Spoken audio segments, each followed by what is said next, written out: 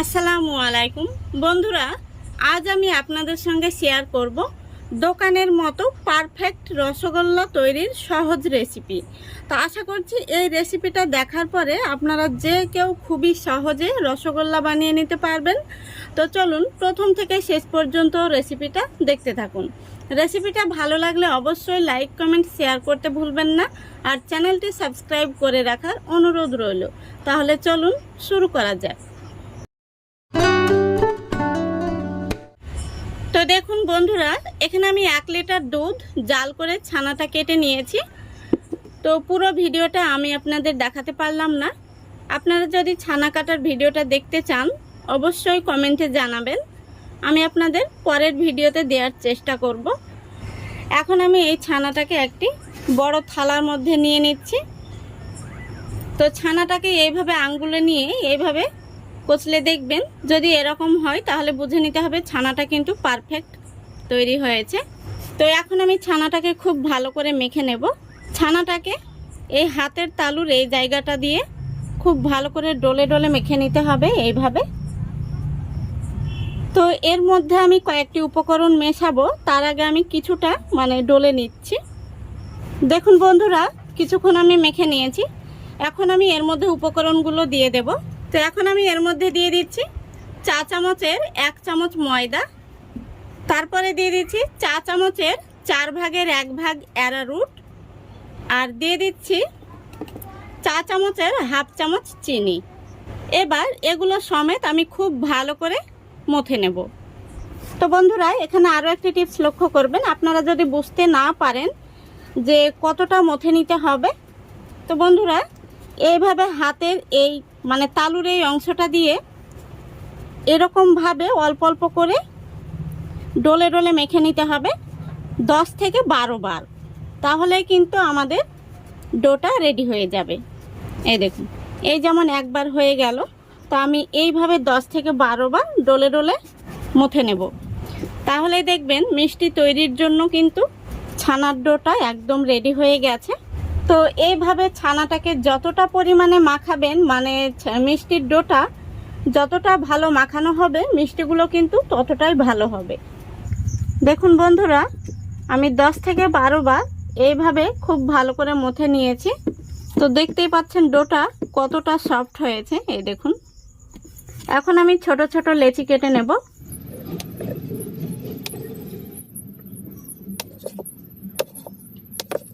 এখন আমি এখান থেকে একটি করে লেচি নেব আর গোল গোল করে রসগোল্লার শেপ দিয়ে নেব। তো দেখুন বন্ধুরা, আমি একটি রসগোল্লার শেপ দিয়ে নিয়েছি, আর গোল বলটা কিন্তু কত সুন্দর হয়েছে দেখুন, একটুও কিন্তু ফাটল নেই। তো একইভাবে আমি সবগুলো রসগোল্লার শেপ দিয়ে নেব, এই দেখুন। তো বন্ধুরা, এই পর্যায়ে বলছি কারেন্টটা চলে গেছে আর আমি লাইট জ্বালিয়ে ভিডিওটি করার চেষ্টা করছি, আপনারা মনোযোগ সহকারে একটু দেখে নেবেন। দেখুন বন্ধুরা, সবগুলো রসগোল্লার শেপ দিয়ে নিয়েছি। এখন আমি শিরাটা তৈরি করে নেব। দেখুন, এখানে আমি একটি কড়াই বসিয়ে দিয়েছি, আর কড়াইতে দিয়ে দিচ্ছি 1 কাপ চিনি, আর একই কাপে মেপে দিয়ে দিচ্ছি 5 কাপ জল।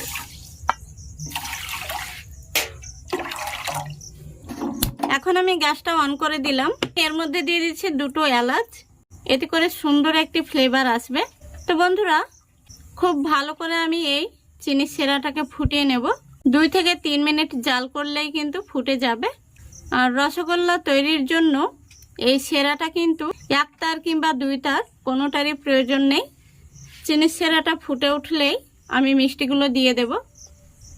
দেখুন বন্ধুরা, আমি ঢাকনা দিয়ে ঢেকে দিয়েছিলাম, আর চিনির শিরাটা খুব সুন্দরভাবে কিন্তু ফুটে গেছে। এখন আমি এই ফুটন্ত শিরার মধ্যে মিষ্টিগুলো দিয়ে দেব। তো এখানে আমার 11 পিস মিষ্টি হয়েছে। এখন আমি ঢাকনা দিয়ে ঢেকে হাই ফ্লেমে 5 মিনিট জাল করে নেব। দেখুন বন্ধুরা, মিষ্টিগুলোকে আমি হাই ফ্লেমে 5 মিনিট জাল করে নিয়েছি। এখন কিন্তু দেখতেই পাচ্ছেন অনেকটা মোটা মোটা হয়ে গেছে, কিন্তু মিষ্টিগুলো পুরোপুরি সেদ্ধ হয়নি। এই পর্যায়ে আমি এখন দিয়ে দিচ্ছি কিছুটা গরম জল।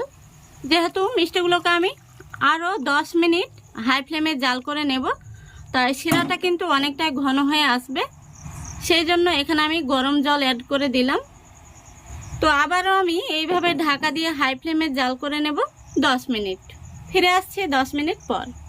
তো দেখুন বন্ধুরা, পুরো 10 মিনিট আমি জাল করে নিয়েছি। তো প্রথমত 5 মিনিট আর এখন 10 মিনিট, টোটাল 15 মিনিট আমি জাল করে নিয়েছি। তো মিষ্টিগুলো দেখুন কত সুন্দর হয়েছে। তো বন্ধুরা, মিষ্টিগুলো হয়েছে কিনা আমি আপনাদের একটি বোঝার উপায় বলে দিচ্ছি।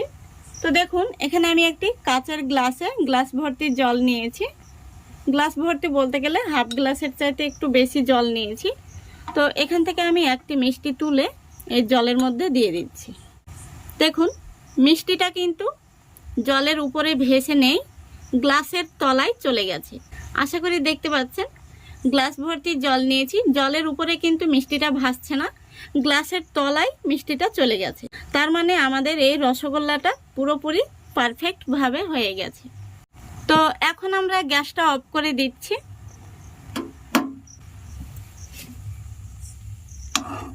দেখতেই পাচ্ছেন কত সুন্দর হয়েছে মিষ্টিগুলো। তো বন্ধুরা, এখন আমি এই গরম গরম রসগোল্লাগুলো একটি বাটির মধ্যে ঢেলে নেব।